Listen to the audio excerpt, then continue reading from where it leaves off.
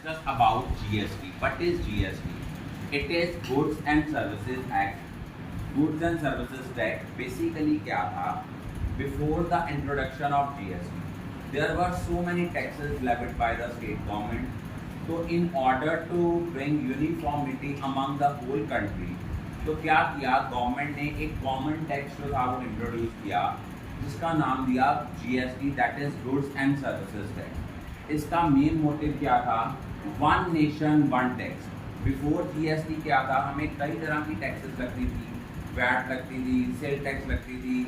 तो गवर्नमेंट ने इन सारी टैक्सेस को क्लब करके एक जगह कर दिया, दैट इज GST। अब हम लोग जो GST है ये एक इनडायरेक्ट टैक्स है।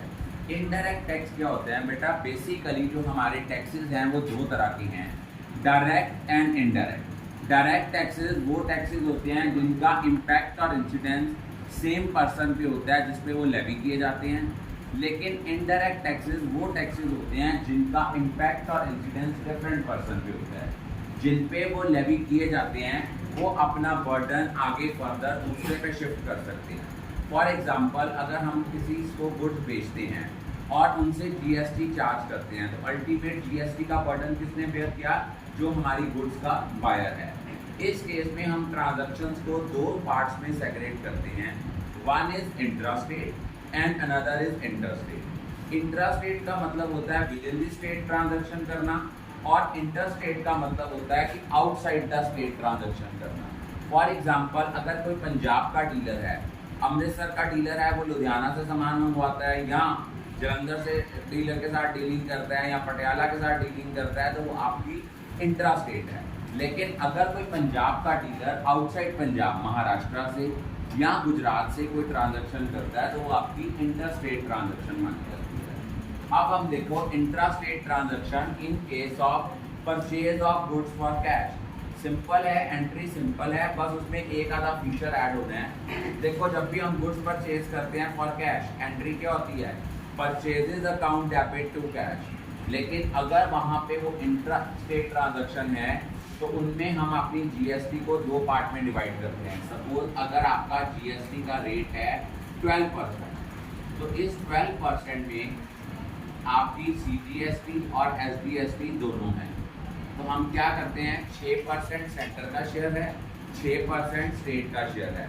तो हम इनको अलग अलग करके सेग्रेगेट करके लिख देते हैं।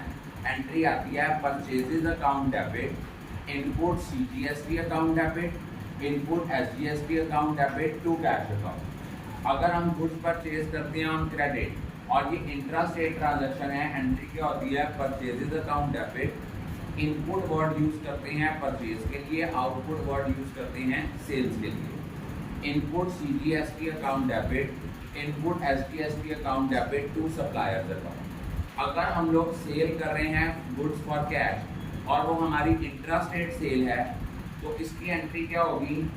इसकी एंट्री होगी cash account debit to sales to output CGST to output SGST। और अगर क्रेडिट सेल्स कर रहे हैं एंट्री होगी customer account debit to sales account to output CGST to output SGST। और अगर हमारी इंटर स्टेट सेल है, इंटर स्टेट ट्रांजैक्शन होता है एक स्टेट के डीलर की दूसरे स्टेट के डीलर के साथ कोई डीलिंग है, कोई ट्रांजैक्शन हुई है, उसको हम इंटर स्टेट ट्रांजैक्शन बोलते हैं। अगर इंटर स्टेट हमारी कोई परचेज हुई है, एंट्री क्या आएगी? Purchases account debit. उनमें सिर्फ हम इसको GST को अलग अलग नहीं करते कि सेंटर का शेयर कितना है, स्टेट का शेयर कितना है, उसमें सिंपल लिखते हैं input ITST account debit to cash account. अगर यही गुड्स हम क्रेडिट पे खरीदते हैं, एंट्री होती है purchases account debit, input ITST account debit to suppliers account.